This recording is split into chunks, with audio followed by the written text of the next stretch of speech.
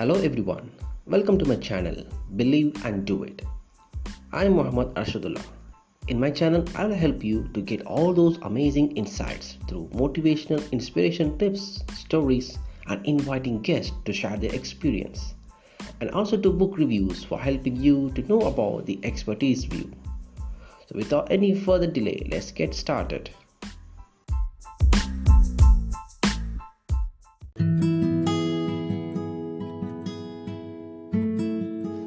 Hi all, now let us hear the last part of chapter number 1 from the book Developing the Leader Within You 2.0 from John C. Maxwell. The 5 levels of leadership. The author John Maxwell says that I began studying influence more carefully, and I also drew upon my own leadership experience and what I'd observed in leaders I respected and admired. What I discovered is that influence can be developed in 5 stages. I turned those stages into a tool that I call the 5 levels of leadership. It provides a model of influence that can help you better understand the dynamics of leadership. And it also creates a roadmap you can follow to develop influence with others. I have been teaching this model of leadership for more than 30 years. And I can't count the number of people it's helped. I hope it helps you in the same way it has helped others. The 5 levels of leadership. Level number 1. Position. The most basic entry level of leadership is the position level. Why is this the lowest level? Because position represents leadership before a leader has developed any real influence with the people being led. In generations past, people who follow leaders simply because they possess a title or position of authority. But that is not very common today in our culture. People will follow a positional leader only as far as they have to. People who have been appointed to a position may have authority, but that authority doesn't last, exceed the job description. Positional leaders have certain rights. They have the right to enforce the rule. They have the right to tell people to do their jobs. They have the right to use whatever power they have been granted. But real leadership is more than having granted authority. Real leadership is being a person others will gladly and confidently follow. Real leaders know the difference between position and influence. It's the difference between being a boss and being a leader. Bosses drives workers. Leaders coach them. Bosses inspire fear.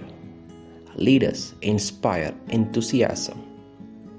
Bosses say, I. Leaders say, we. Bosses say, go. Leaders say, let's go. Position is a good place to start in leadership, but it's a terrible place to stay. If you have been in a leadership position for any length of time, how do you know whether you are relying too much on your position to lead? Here are 3 common characteristics of positional leaders. Number 1. Positional leaders look for security based on title more than talent.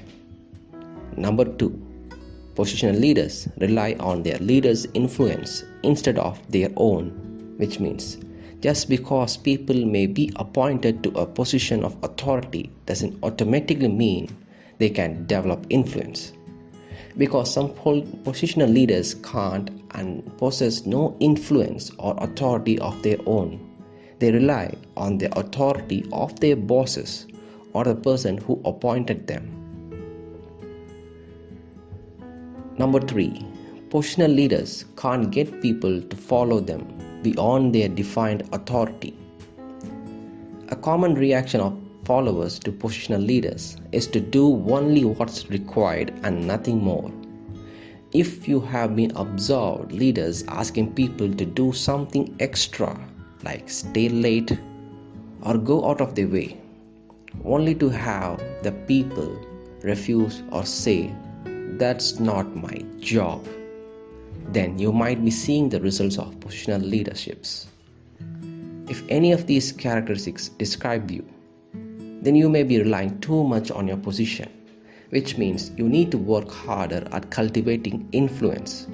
Until you do, the team you lead will have low energy and you will feel as if every task is a major ordeal. To change that, you will need to start focusing on the next level of leadership. The level 2 of leadership, permission.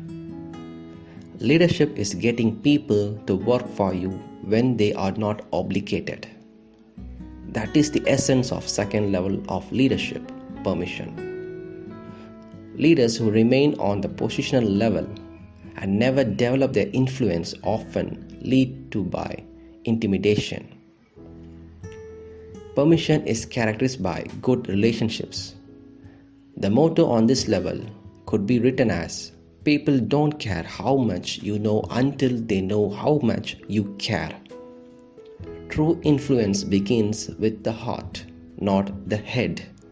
It flourishes through personal connections, not rules and regulations.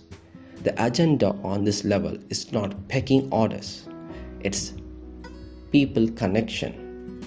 Leaders who succeed on this level focus their time and energy on the needs and desires of the individuals on their team, and they connect with them.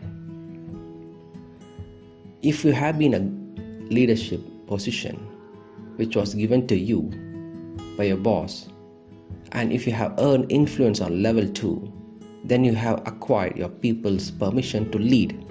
That's powerful. However, I do have to caution you, staying too long on this level without adding level 3 will cause highly motivated people to become restless. So let's talk about level 3 of leadership, protection. On level 3 of leadership, nearly anyone can succeed on the first 2 levels of leadership. People can receive a position and develop permission with little or no innate leadership ability. It's a fact that if you care about people and are willing to learn how to work with them, you can start to gain influence, but that influence will only go so far. To really get things going, you need to win the protection level. On level 3, people get things done, and they help the members of their team get things done. Together, they produce results. That's when good things really begin to happen for the organization.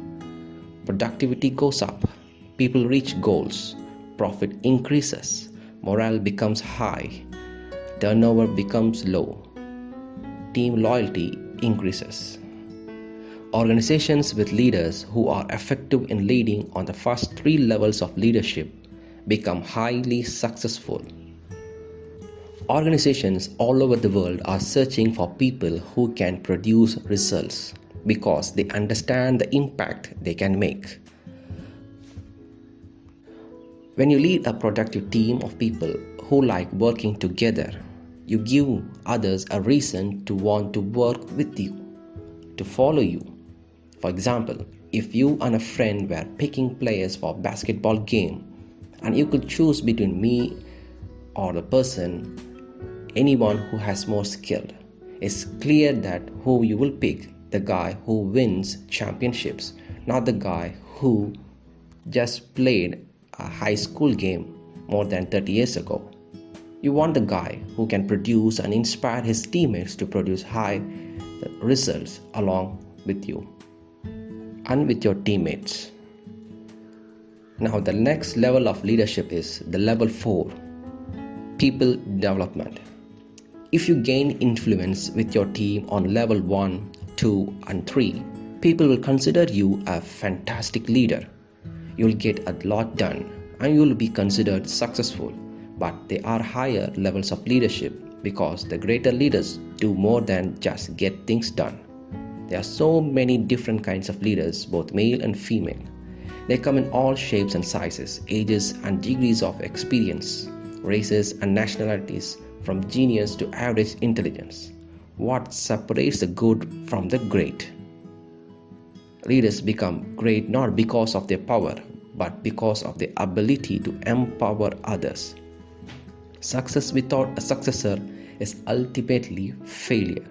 To create anything lasting, to develop a team or organization that can grow and improve, to build anything for the future, a leader's main responsibility is to develop other people, to help them reach their personal potential, to help them do their jobs more effectively, and to help them learn to become leaders themselves.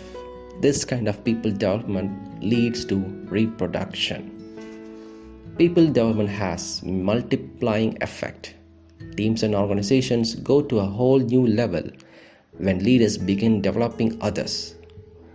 One team develops enough leaders to create additional teams. One division, operation, or location develops enough leaders to create additional ones. Because everything rises and falls on leadership. Having more and better leaders always leads to having a better organization. Now let's see the next level of leadership. Level 5, Pinnacle. The final level of leadership is the pinnacle.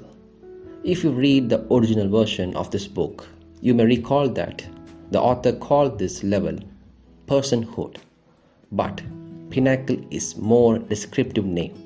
The highest level is based on reputation. This is a rarefied air. Only a few people reach this level.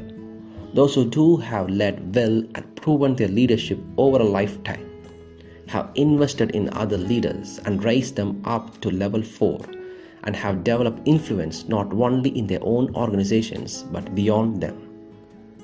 People at the pinnacle level are known not only outside their own organizations but outside of their fields, their countries, and even their lifetimes.